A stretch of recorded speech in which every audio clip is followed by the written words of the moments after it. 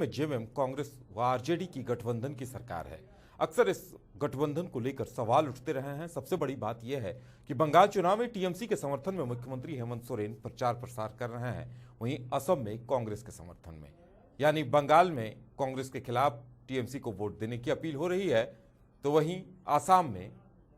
BJP के खिलाफ कांग्रेस को वोट देने की अपील हेमंत सोरेन की तरफ से की जा रही है। दिखाते हैं एक रिपोर्ट। झारखंड में जेएमएम कांग्रेस और आरजेडी की महागठबंधन की सरकार है, मगर सरकार के मुख्यमंत्री हेमंत सोरेन बंगाल चुनाव में टीएमसी के समर्थन में प्रचार कर रहे तो असम में कांग्रेस के समर्थन में। इस पूरी घटना को लेकर बीजेपी ने हेमंत सोरेन पर निशाना साधा है। बीजेपी ने तंज कसते हुए कहा है कि यह आपसी विरोधाभास है। हेमंत सोरेन बंगाल जाएंगे तो वाम दल और कांग्रेस के विरोध में भाषण देंगे, वहीं असम जाएंगे तो कांग्रेस के समर्थन में वोटों की अपील करेंगे। अजीब विरोधाभास वाली स्थिति देखने में आ रही है कि राज्य के मुख्यमंत्री हेमंत सोरेन जब बंगाल जाएंगे ममता दीदी के तृणमूल कांग्रेस के समर्थन में प्रचार करने के लिए, तो वहां कांग्रेस और लेफ्ट गठबंधन के खिलाफ बोलेंगे, और यही मुख्यमंत्री जब असम जाएंगे तो वो कांग्रेस के समर्थन में बोलेंगे। कांग्रेस के प्रदेश अध्यक्ष रामेश्वर उरांव अपनी पार्टी का प्रचार करने के लिए बंगाल गए हुए हैं। लेफ्ट और कांग्रेस का महागठबंधन है, वो तृणमूल कांग्रेस और हेमंत सोरेन के खिलाफ बोलेंगे। तो आप समझ सकते हैं कैसी स्थिति है। इनके बीच में आपस में तारतम्यता नहीं बन पाती, गठबंधन नहीं बन पाता, उल्टे आरोप बीजेपी पर लगाते हैं। तो कहीं ना कहीं ये जो गठबंधन है बिल्कुल विरोधाभासी और एक ऐसा गठबंधन है जो अपने हितों के लिए सिर्फ मौका परस्त राजनीति के तहत साथ आते हैं। वहीं इस पूरे घटनाक्रम को लेकर कांग्रेस का कहना है कि मुख्यमंत्री हेमंत सोरेन जी का ममता बनर्जी के साथ व्यक्तिगत संबंध काफी अच्छा है। ऐसे में वो किसी के लिए भी प्रचार करें, वो स्वतंत्र हैं। उनका कहना है कि असम में वे कांग्रेस के लिए भी प्रचार कर रहे हैं। कांग्रेस का मानना है कि हेमंत सोरेन जहां भी जाएंगे बीजेपी को ही नुकसान पहुंचाएंगे, और ऐसे में कांग्रेस को नुकसान पहुंचाने की बातें कहना गलत है। हेमंत सोरेन जी का व्यक्तिगत संबंध ममता बनर्जी जी से अच्छा संबंध है, और हम समझते हैं हमारा जो गठबंधन है वो झारखंड में है, और झारखंड में जो गठबंधन है उसमें कांग्रेस, राजद और जेएमएम है। तो ऐसे में वो स्वतंत्र हैं कि किसी के लिए प्रचार कर सकते हैं, और वो आसाम में हमारे लिए कर रहे हैं और पश्चिम बंगाल में ममता बनर्जी जी के लिए कर रहे हैं। तो हम समझते हैं कि जो हमारा महागठबंधन की सरकार बनी थी तो उसमें ममता बनर्जी भी शामिल हुई थी यहाँ जब गठबंधन सरकार का शपथ ग्रहण समारोह था। तो ऐसे में मुख्यमंत्री जी की एक व्यवस्था होती है, तो उस नजरिए से वो बंगाल में चुनाव प्रचार करने जा रहे हैं, और हमारे गठबंधन के साथी हैं यूपीएफ होल्डर के, तो इस वजह से वो आसाम में हमारे साथ प्रचार करने जा रहे हैं। इसमें कहीं कोई चिंता करने की बात नहीं है। बहरहाल झारखंड में कांग्रेस के समर्थन से सरकार चला रहे मुख्यमंत्री हेमंत सोरेन बंगाल में कांग्रेस के विरोध में प्रचार कर रहे हैं, लेकिन इसके बावजूद कांग्रेस को इस पर आपत्ति नहीं है। ऐसे में देखने वाली बात यह होगी कि झारखंड की सियासत में इसका आने वाले दिनों में क्या असर दिखता है। रांची से लाइव 7 के लिए प्रतीक सिंह की रिपोर्ट। तो वाकई में प्रतिष्ठा की लड़ाई बन चुकी है हेमंत सोरेन के लिए यह मधुपुर की जंग, और उसके साथ साथ अगर देखा जाए तो हेमंत सोरेन इन दिनों मधुपुर के साथ साथ बंगाल में भी सक्रिय दिखाई दे रहे हैं और आसाम में भी सक्रिय दिखाई दे रहे हैं। और इस वक्त हमारे साथ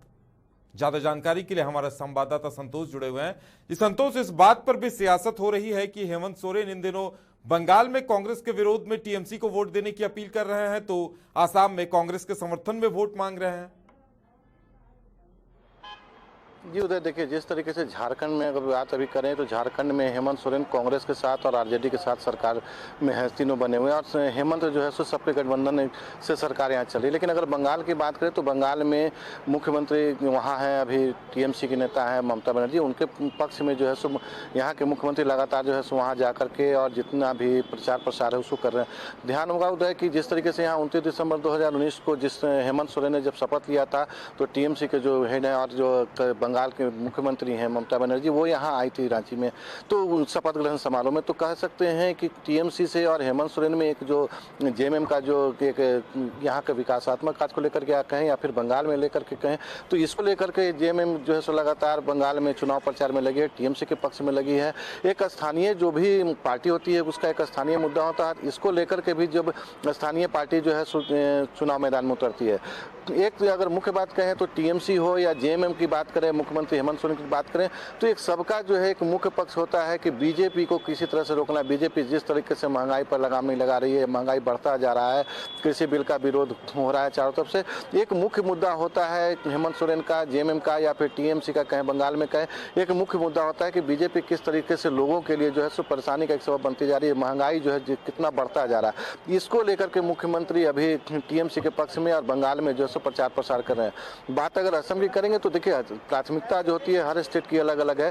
कांग्रेस का साफ कहना है कि मुख्यमंत्री अगर बंगाल में प्रचार प्रसार कर रहे हैं टीएमसी के पक्ष में, तो उनका भी वहां पर लक्ष्य विरोध करना है, बीजेपी का करना है कि बीजेपी सरकार में ना। अगर असम में भी बात करें तो खुलकर के वो कांग्रेस के साथ में है कि बीजेपी का ही अगेंस्ट पे प्रचार करना है। तो मतलब साफ है उदय कि जिस तरीके से हेमंत सोरेन बंगाल में हो या कांग्रेस असम में हो, अगर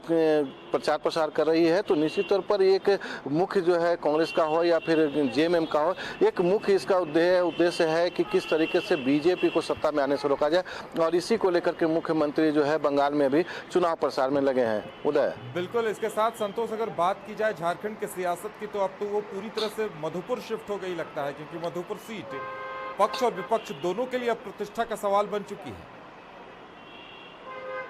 जी बिल्कुल, अगर बात करें झारखंड में मधुपुर उपचुनाव की बात करें, जो हाजी हुसैन अंसारी जो मुख्यमंत्री थे और उनकी मृत्यु के बाद जो खाली सीट हुआ था, तो उसको लेकर के अगर बात करें, और जो जेएमएम और आरजेडी और कांग्रेस में जो यहाँ एक जिद चल रही थी कि किसको जो है सो एक मंत्री पद जो खाली हुआ था दिया जाए, और उसको लेकर के आरजेडी जो है सो बराबर प्रेशर बना रही थी कि उनके कोटे से वहाँ पे किसी को विधायक के लिए खड़ा किया जाए। हालांकि इस सबको शांत करते हुए अचानक से मुख्यमंत्री जो हेमंत सोरेन ने हाजी हुसैन के बेटे हफीजुल हसन को मंत्री बना दिया, जो कि अभी कहीं से विधायक नहीं है। तो एक तरीके से ये मामला साफ हो गया कि जेएमएम ही अब उम्मीदवार होगी वहां पर मधुपुर बाई इलेक्शन में। अब इसके बाद बात करें बीजेपी अगर कहते हैं तो बीजेपी में जो है सो राज पलिवाल पहले जो है सो वहां से विधायक थे, लेकिन अभी और आजसू से जो है गंगाराम नारायण जो है सो वो अभी आजसू से बीजेपी में शामिल हुए हैं, और शामिल होने के बाद ही 3 दिन के बाद ही उनको टिकट वहां से दे दिया जाता है। अब कह सकते हैं कि जेएमएम और बीजेपी का वहाँ जो है सो दो पक्ष में विरोध है, लगातार कांटे की टक्कर होगी वहाँ पर निश्चित तौर पर, क्योंकि बीजेपी में अगर बात करें तो राज परिवार जो है सो अगर साथ देते हैं अगर गंगा नारायण का,